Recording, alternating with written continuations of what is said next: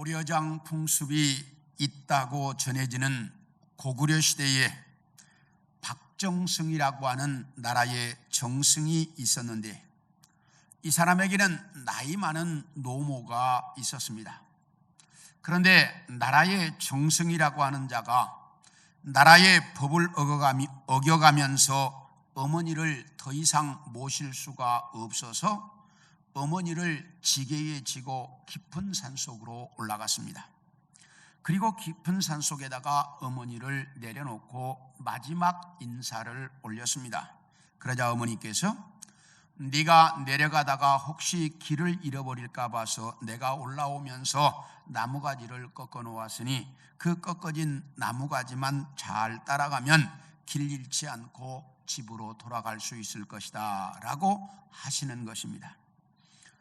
자기가 낳아 키워준 아들이 자기를 버리려고 지게에 짊어지고 가는데, 자기 버려질 것은 안중에도 없고 아들 걱정만 하고 있는 어머니의 마음을 알게 된 박정승은 도저히 어머니를 그대로 두고 올 수가 없어서 다시 지게에 모시고 그리고 내려와서 법을 어겨가면서 어머니를 모시고 있었습니다.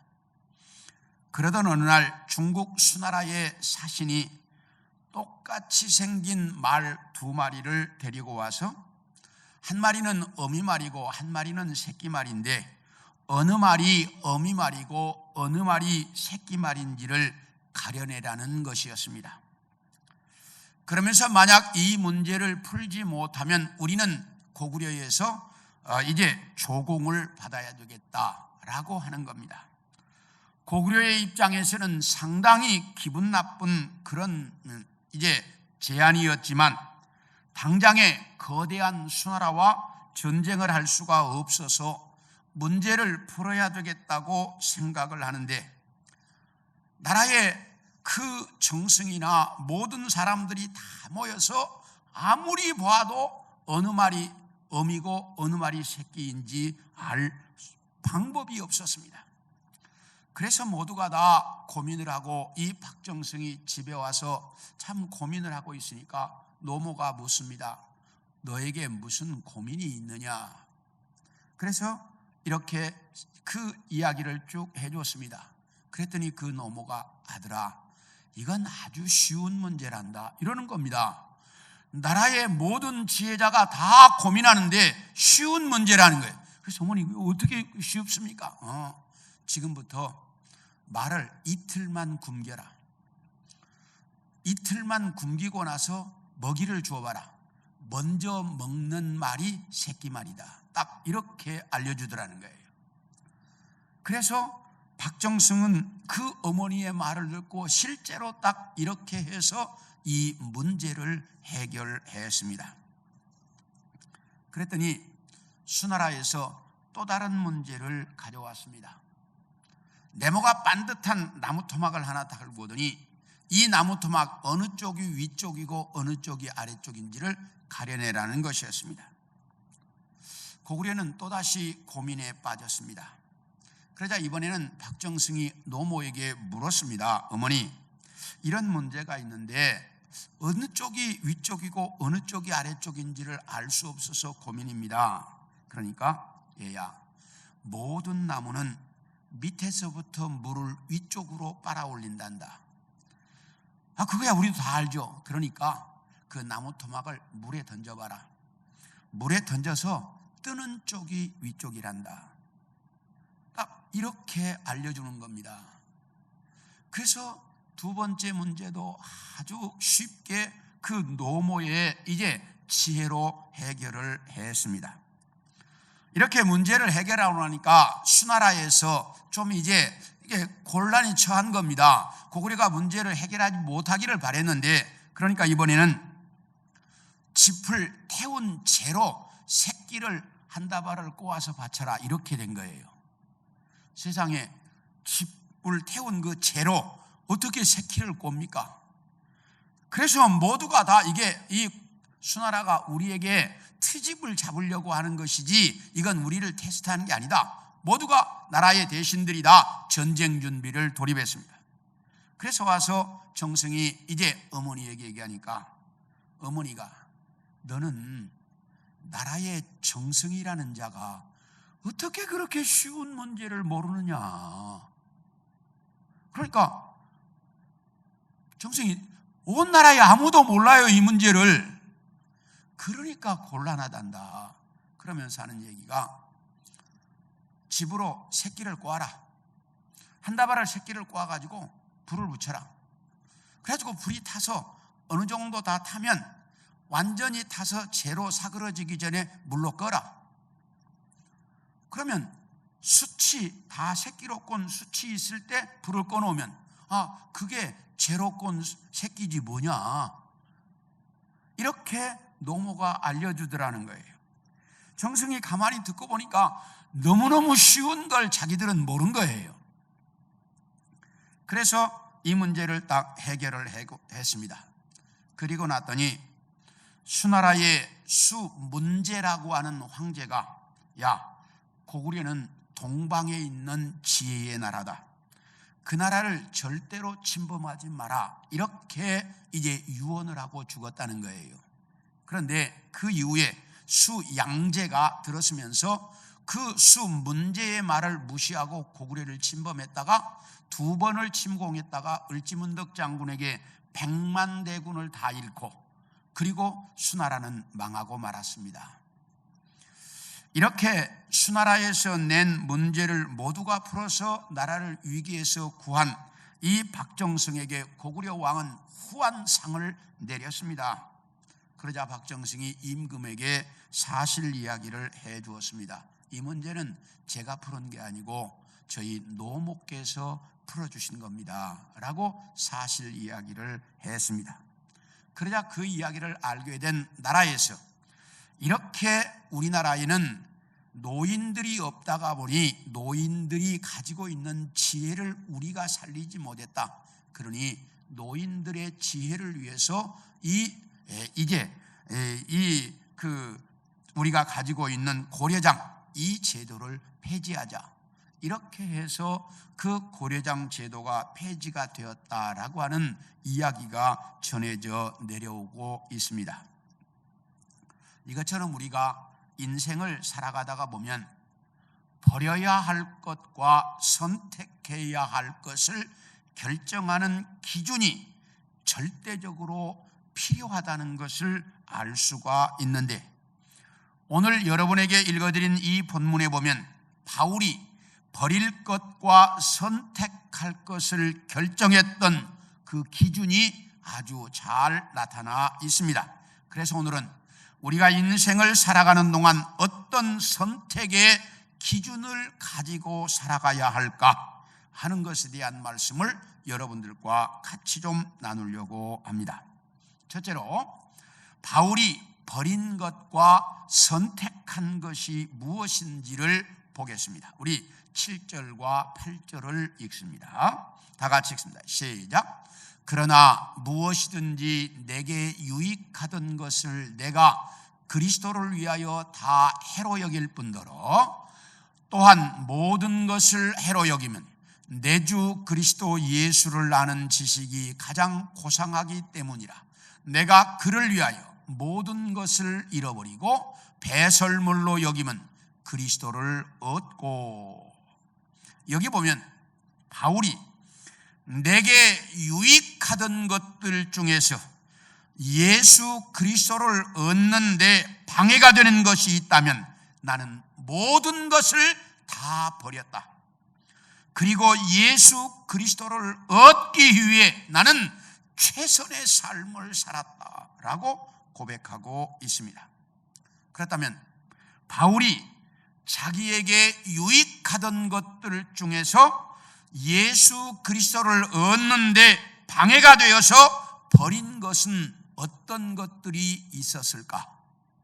먼저 신분상에 자랑할 만한 것이 바울에게는 많이 있었습니다. 오늘 본문에 보니까 태어난 지 8일 만에 할례를 받았다라고 말합니다. 우리 다 같이 창세기 17장 10절을 봅니다. 시작. 너희 중 남자는 다 할례를 받으라. 이것이 나와 너희와 너희 후손 사이에 지킬 내 언약이니라. 여기 보면 하나님께서 아브라함과 그 후손에게 가나안 땅을 주시겠다는 약속을 하시고 그 약속의 증거로 할례를 행하라고 명령하셨습니다. 그러므로 태어난 지 8일 만에 할례를 받았다는 것은 아브라함의 후손이라고 하는 증거입니다. 이렇게 바울은 아브라함의 후손이었고 정통 유대인이었다고 말합니다. 바울은 베냐민 지파의 사람으로 히브리인 중에 히브리인이었습니다. 이 말은 유대인의 교육을 받고 성장한 정통 유대인이었다라고 하는 말입니다. 이렇게 바울은 유대인으로서 확실한 신분을 가지고 있었습니다.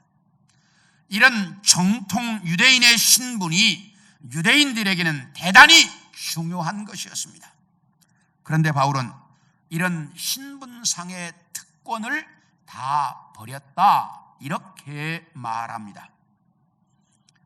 지난 12일 날 새벽에 끝난 유로 2020 결승에서 영국과 이탈리아는 연장전까지 가는 치열한 공방전을 벌였지만 무승부로 끝났습니다. 그래서 승부차기로 결정을 짓게 되었는데 영국의 키커 3사람이 실축을 하므로 이탈리아가 3대2로 승리를 했습니다. 그런데 실축한 영국의 키커 3사람이 모두가 흑인이었습니다.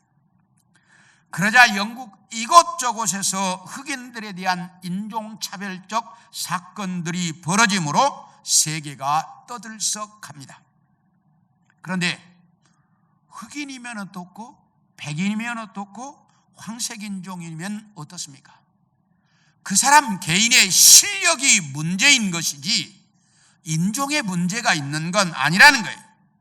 그런데 백인이라고 해서 자신들이 우월한 존재인 것처럼 생각하는 것, 얼마나 치졸한 생각인지를 알아야 합니다. 그리고 이것은 인간을 창조하신 하나님의 창조 질서를 무시하는 범죄 행위라는 것도 우리는 알아야 합니다. 그리고 좀 잘 사는 사람들은 자기들끼리만 어울리며 그들만의 세계를 만들어갑니다. 그래서 이것이 사회적 이슈가 될 때도 가끔 있습니다. 백인이라는 것, 잘 사는 집안의 자녀로 태어났다는 것, 정말 아무것도 아닙니다. 그런데 이것이 대단한 것처럼 생각하면서 사람들은 살아갑니다. 예수님 당시 바울에게 주어진 이런 신분상의 특권은 이런 것보다 훨씬 더 대단한 것이었습니다. 그런데도 바울은 이 모든 것을 다 버렸다 이렇게 말합니다. 두 번째, 바울은 출세가 보장돼 있던 사람이었습니다. 오늘 본문의 율법으로는 바리새인이었다라고 말합니다. 이 말의 의미는 그 당시 이스라엘의 최고 의결기관은 산헤드린 공회였습니다. 오늘날로 말하면 우리나라의 국회 정도에 해당하는 기관이었는데, 그런데 산헤드린 공회 의원들을 오늘날처럼 투표로 해서 뽑은 게 아니었고 바리새파, 사두개파 서기관들 중에서 뽑았습니다. 그렇기 때문에 바울에게 있어서 이 산헤드린 공회 의원은 거의 보장된 자리였습니다. 그런데 그런 보장된 자리를 버렸다라고 말합니다. 그리고 바울은 최고의 학부를 졸업한 사람이었습니다. 그 당시 최고의 학부는 가말리엘 문화에서 공부하는 것이었습니다. 그런데 바울은 길리기아 다소에서 예루살렘까지 유학을 와서 가말리엘 문화에서 공부했던 최고의 인재 중에 하나였습니다. 그리고 그의 아버지는 길리기아 다소에서 자식을 예루살렘까지 유학 보낼 만큼 경제적으로 잘 사는 사람이었고 바울이 태어날 때부터 로마의 시민권을 가질 만큼 사회적으로 출세한 인물이었습니다. 그러므로 바울은 아버지의 이 모든 것을 유산으로 물려받을 수 있었던 사람이었습니다. 그런데 바울은 이 모든 것을 다 버렸다라고 말합니다. 이렇게 바울은 신분과 돈과 출세와 학문적으로 이 세상 사람들이 갖고 싶어하는 모든 걸 다 가지고 있었던 사람입니다. 그런데 이 모든 것을 배설물처럼 버렸다라고 말합니다. 일반적으로 세상 사람들은 무엇인가 필요한 것을 자기 것으로 만들 수 있는 사람을 능력 있는 사람이다 라고 말하고, 자기에게 필요한 것을 자기 것으로 만들 줄 모르는 사람을 무능한 사람이다 라고 말합니다. 그런데 진짜 능력 있는 사람은 무엇이 필요한 것이고 무엇이 필요 없는 것인지를 구분할 줄 아는 사람이 진짜 능력 있는 사람입니다. 지금이야 아무데도 오고 갈 수 없지만 여행을 다니다 보면 저 사람이 여행을 많이 다녀온 사람인지 아닌지 금방 알 수가 있습니다. 뭘 보고 알 수 있냐? 가방을 보면 금방 알 수가 있습니다. 여행을 많이 다녀본 사람은 가방이 아주 단촐하지만 현지에 가면 필요한 것들은 다 가지고 왔습니다. 그런데 여행을 많이 다녀보지 않은 사람들은 가방은 정말 큰데 실상 현지에 도착해서 보면 필요한 것은 안 가져왔습니다. 왜 그렇습니까? 무엇이 필요한지 아닌지 정확하게 판단할 만한 경험이 없기 때문인 것입니다. 어떤 목사님이 초겨울날이 되었는데도 교회당 뒷뜰에 있는 느티나무에 나뭇잎이 다 떨어지지 않고 붙어 있습니다. 그러니까 그 떨어지지 않고 붙어 있는 나뭇잎을 보면서, 야, 너도 아쉬워서 그렇게 그 나무에 붙어 있니? 떨어지기가 참 아쉬운가 보구나. 그렇게 이제 중얼거리고 있는데, 그때 마침 과수원을 하는 권사님이 그 옆을 지나가면서 목사님이 중얼거리는 소리를 들었습니다. 그 소리를 듣고 권사님이 하는 얘기가, 목사님, 저 나무 이파리가 다 떨어지지 않고 있는 것은 아쉬워서 떨어지지 않는 게 아니고 저 나무에 거름기가 모자라기 때문에 못 떨어진 것입니다 라고 딱 하더라는 거예요. 그 권사님이 지나가면서. 나무도 건강해야 가을이 되어 잎이 떨어질 때가 되면 자연스럽게 떨어질 수 있지만, 건강하지 못하면 잎을 떨어뜨릴 만한 능력이 없기 때문에 추운 겨울에도 그 이파리 때문에 고생을 해야 하고, 그리고 그 다음 봄에 건강한 잎을 피울 수가 없다는 것입니다. 버려야 할 때 버리지 못하면 그런 결과가 온다는 거예요. 그러므로 우리도 인생을 살아가는 동안 바울처럼 버려야 할 것들은 정확하게 판단해서 버릴 줄 알아야 합니다. 그런데 우리는 죄의 짐들을 평생 짊어지고 살면서도 그 죄의 짐을 내려놓지 못해서 그 죄의 짐에 눌려 살아가고 있습니다. 이제 우리도 그 죄의 짐을 좀 벗어버려야 합니다. 제가 우리 아파트 어떤 집에 갔다가 깜짝 놀란 적이 있습니다. 그 집에 들어서는 순간 제 생각으로 온 집안이 쓰레기장이었습니다. 어디다가 발을 들여놓아야 될지를 모를 정도였습니다. 그런데 그 집 사람들은 아주 자연스럽게 살아가고 있었습니다. 살림살이 어느 것 하나 버릴 수 없어서 가져다가 쌓고 쌓다 보면 집안이 그렇게 될 수도 있습니다. 우리는 버려야 할 것들을 확실하게 버려야 합니다. 그리고 그 버린 자리에 채워야 할 것이 있습니다. 바울은 예수를 얻기 위해 이 모든 것들을 다 버리고 그 빈자리에 예수로 채웠다라고 말하고 있습니다. 우리 사도행전 26장 24절을 같이 한번 봅니다. 시작. 바울이 이같이 변명하며 베스도가 크게 소리내어 이르되 바울아 네가 미쳤도다. 네 많은 학문이 너를 미치게 한다. 여기 보면 로마의 총독 베스도가 바울을 신문했을 때 바울이 자기가 예수님을 만나게 되었던 과정과 그 예수를 위해 살고 있는 자기 삶의 이야기를 쫙 설명을 했습니다. 그러니까 그 말을 듣고 있던 베스도 총독이 바울아 네가 미쳤구나. 네 많은 학문이 너를 미치게 만들었구나. 그렇게 말을 했습니다. 그런데 바울은 학문 때문에 미쳐 산 사람이 아니라 예수님 때문에 미쳐 살았던 사람이 바울이었습니다. 그래서 로마서 14장 8절에 보면 나는 살아도 예수를 위해 살고 죽어도 예수를 위해 죽는다 라고 그는 당당하게 고백하고 있었습니다. 왜냐하면 그 안에는 예수로 가득했기 때문입니다. 모든 걸 다 버리고 예수로 가득하게 채웠기 때문에 그는 그렇게 당당하게 고백할 수가 있었던 것입니다. 사랑하는 성도 여러분, 여러분 안에는 무엇으로 가득합니까?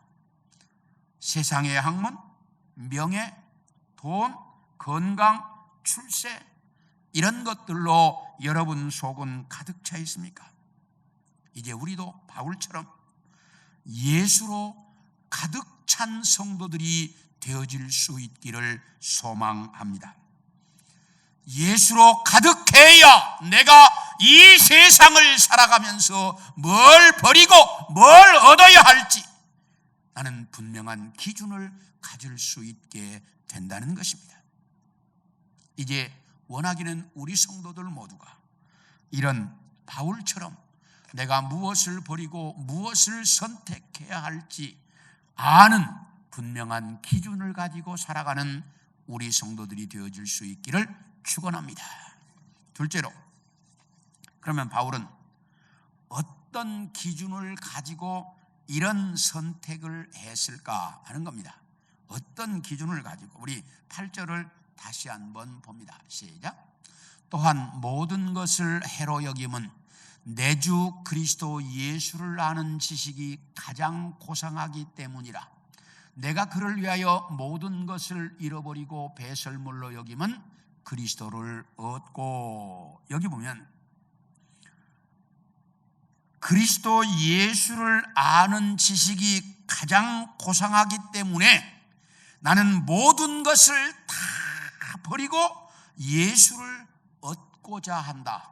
이렇게 바울이 고백하고 있습니다.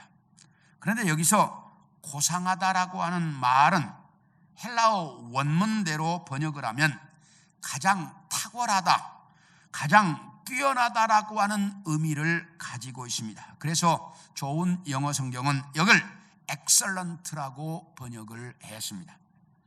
이 말은 예수와는 지식이 이 세상에서 가장 뛰어나고 세상에서 가장 탁월하기 때문에 예수와는 지식을 얻기 위해 바울은 그동안 자기가 쌓아왔던 모든 것들을 다 버렸다라고 하는 말입니다. 그렇다면 바울은 왜 자기가 가지고 있는 모든 것을 다 버려가면서까지라도 예수와는 지식을 얻고자 했을까? 우리 9절을 같이 한번 봅니다. 시작. 그 안에서 발견되려 함이니 내가 가진 의의는 율법에서 난 것이 아니요 오직 그리스도를 믿음으로 말미암은 것이니 곧 믿음으로 하나님께로부터 난 의라. 이렇게 말합니다. 여기 뭐라고 말하냐면, 내가 가지고 있는 의는 율법에서 난 의가 아니고 예수 그리스도를 믿음으로 말미암아 얻은 하나님께로부터 난 의다. 이렇게 말하고 있습니다. 그렇다면 바울이 여기서 말하고 있는 율법에서 난 의라고 하는 건 뭐고, 예수 그리스도를 믿음으로 말미암아 얻게 되는 하나님께로부터 난 의라고 하는 것은 뭘까? 율법에서 난 의가 뭐고 하나님께로부터 난 의는 뭘까? 이것을 알려고 하면 인간인 우리에게 왜 의가 필요할까 하는 것부터 좀 먼저 알아야 합니다. 인류의 시조인 아담과 하와는 이 땅에 창조될 때 의롭게 창조되었습니다. 그런데 그들이 범죄한 이후에 인간이 죄로 말미암아 이 의를 잃어버렸습니다. 그래서 죄인이 되었습니다. 그런데 하나님은 의로우신 분이었습니다. 그러므로 죄인인 인간은 의로우신 하나님 앞에 갈 수가 없게 되었습니다. 그런데 하나님의 형상을 따라 창조된 인간은 하나님 없이는 이 세상에 살아갈 방법이 없습니다. 그래서 어떻게든지 인간은 하나님께로 돌아가야 하는데, 하나님께로 돌아가려고 하면 의로우신 하나님께로 가야 하기 때문에 인간이 의롭게 돼야만 의로우신 하나님께 갈 수가 있었습니다. 그러므로 인간이 의롭게 되는 것은 하나님께 돌아가기 위해서 절대적으로 필요한 것입니다. 그래서 바울은 오늘 본문에서 자기가 의롭게 된 것을 이야기하고 있는 겁니다. 왜? 의롭게 돼야만 인간은 하나님께 갈 수 있으니까. 자기가 의롭게 된 것을 말하고 있는데, 그런데 자기가 의롭게 된 것은 율법에서 난 의로 말미암아 나는 의롭게 되지 않았다, 이렇게 말합니다.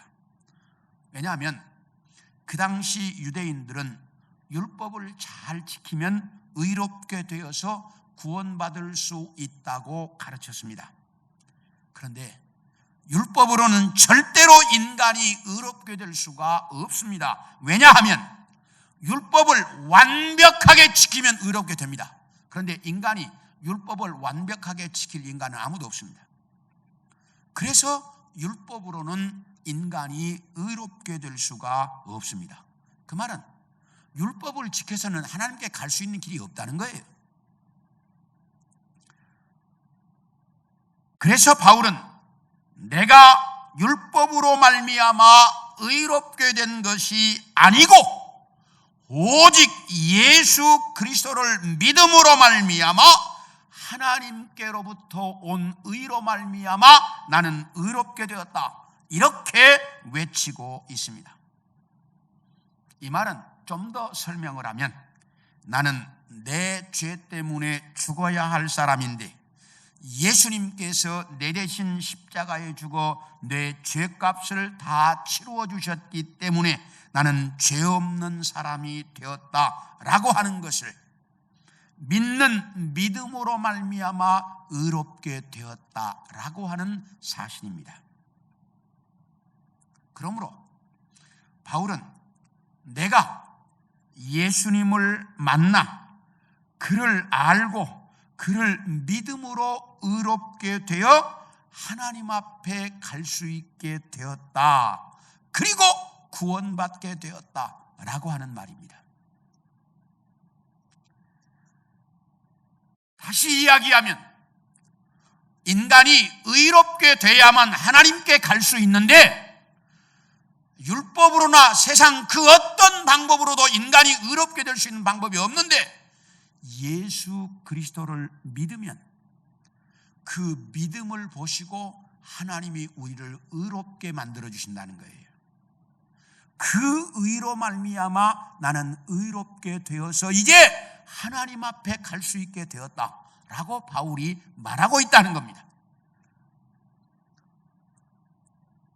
바울이 이 세상 그 어디에도 이런 걸 알려주는 곳이 없었는데 예수님을 알고 보니 이걸 알게 되었다는 거예요. 그래서 나는 이 세상 모든 것을 다 버려서라도 이 예수라는 지식을 얻고자 한다. 왜?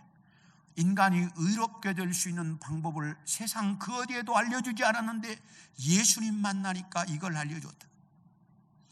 그래서 나는 예수님을 얻고 싶어서 내가 가지고 있는 모든 걸 다 버렸다. 그렇게 외치고 있습니다. 그 이후로 바울은 그 인생을 살아가는 동안 모든 선택의 기준은 예수님이었습니다. 그래서 그는 예수님으로 말미암아 모든 걸 선택하고 그의 인생을 살았습니다. 우리 다 같이 로마서 15장 23절 25절을 한번 봅니다. 시작. 이제는 이 지방에 일할 곳이 없고 또 여러 해 전부터 언제든지 서바나로 갈 때에 너희에게 가기를 바라고 있었으니 그러나 이제는 내가 성도를 섬기는 일로 예루살렘에 가노니. 이 말은 사도 바울이 제3차 전도여행을 마치고 이제 3차 전도여행이 끝난 다음에 로마를 거쳐서 지금의 스페인인 서바나로 전도여행을 가고 싶어 했습니다. 왜냐하면 예수님께서 성령이 너희에게 임하시면 너희가 권능을 받고 예루살렘과 온 유대와 사마리아와 어디까지요? 땅끝까지 이르러 내 증인이 되라고 말씀하셨기 때문에 그 당시에 사람들에게 땅끝이라고 알려져 있었던 서바나까지 가서 바울은 복음을 전하고 싶어 했습니다. 그런데 바울이 3차 전도여행을 마쳤을 때 서바나로 가지 못하고 예루살렘으로 가야 했습니다.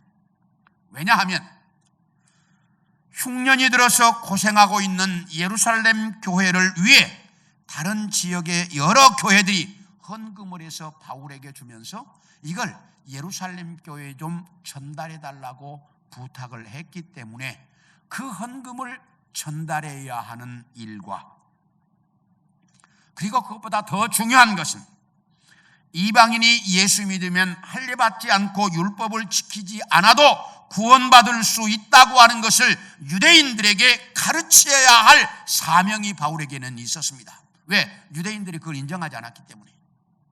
그래서 예루살렘으로 가서 유대인들에게 이방인도 예수 믿으면 율법 안 지키고 할례 안 받아도 구원받는다 라고 하는 걸 그들에게 가르쳐줘야 할 필요가 있었습니다.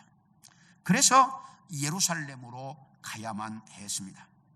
그런데 그때 유대인들은 바울을 만나기만 하면 죽이겠다고 벼르고 있던 사람들이 많이 있었습니다. 그래서 수많은 사람들이 바울에게 예루살렘으로 가지 말라고 말렸습니다. 그러나 바울은 자기의 목숨보다 예수의 복음이 더 중요했습니다. 그래서 유대인들에게 예수의 복음을 온전하게 이해시키고 이방인들이 자유롭게 예수 믿을 수 있도록 하기 위해 그는 예루살렘을 선택했습니다. 그랬다가 죽을 고비를 수도 없이 넘겨야 했고 붙잡혀서 오랫동안 옥살이를 해야만 했습니다. 그러나 바울은 그 인생에서 언제나 그의 삶을 결정하는 기준은 예수님이었습니다. 그래서 예수를 위해서라면 그는 두려워하지 않았고 그는 고통을 전혀 염려하지 않았고 언제나 예수를 기준으로 그의 인생은 살았습니다. 사랑하는 성도 여러분, 여러분들이 살아가는 인생의 기준은 어디에 두고 살고 있습니까? 여러분들이 살아가는 인생의 기준이 각자가 다를 것입니다. 그러나 우리 믿음의 사람들에게 주어진 인생의 기준은 바울처럼 언제나 예수 그리스도여야 합니다. 원하기는 우리 성도들 모두의 여러분의 삶의 기준이 언제나 예수 그리스도이기를 소원합니다. 그렇게 살아간다면 주님께서 여러분의 삶을 특별히 보호해 주실 줄로 믿습니다. 마지막 세 번째, 바울은 자기가 선택한 인생의 가치 기준을 위해 최선의 삶을 살았다라고 하는 사실입니다. 우리 12절을 봅니다. 시작. 내가 이미 얻었다 함도 아니요 온전히 이루었다 함도 아니라 오직 내가 그리스도 예수께 잡힌 바 된 그것을 잡으려고 달려가노라. 여기 보면 바울은 나는 이미 얻었다 함도 아니요 온전히 이루었다 함도 아니다. 그래서 나는 예수 그리스도에게 잡힌 바 된 그것을 잡으려고 달려간다. 이렇게 말하고 있습니다. 바울이 이 빌립보서를 기록할 때는 제1차, 제2차, 제3차 전도여행을 다 마치고 예루살렘에서 2년 동안 옥살이를 하고 로마로 끌려가서 로마에서 제1차 옥살이를 하고 있을 때였습니다. 그러므로 바울의 신앙이 이게 우리가 보았을 때는 어느 정도 성숙한 단계에 와 있을 시기였습니다. 그런데 바울은 뭐라고 이야기하느냐? 나는 아직 아무것도 이룬 것이 없는 신앙인이고, 바울의 나는 아직 아무것도 이룬 것이 없는 신앙인이고, 예수님 닮은 성숙한 신앙인이 되기 위해 달려가고 있을 뿐이다. 이렇게 고백을 하고 있습니다. 나는 지금 달려가는 사람일 뿐이지 아직 아무것도 이룬 게 없다는. 우리 다 같이 디모데후서 4장 6절과 7절도 보겠습니다. 시작. 전제와 같이 내가 벌써 부어지고 나의 떠날 시각이 가까웠도다. 나는 선한 싸움을 싸우고 나의 달려갈 길을 마치고 믿음을 지켰으니. 여기 보면 바울은 그의 인생이 다 끝나갈 때까지 선한 싸움을 싸우며 믿음을 지켰다라고 말하고 있습니다. 이렇게 자기가 선택한 가치 기준인 예수를 위해 그의 인생이 다 마치는 그 순간까지 그는 최선의 삶을 살았다라고 말하고 있습니다.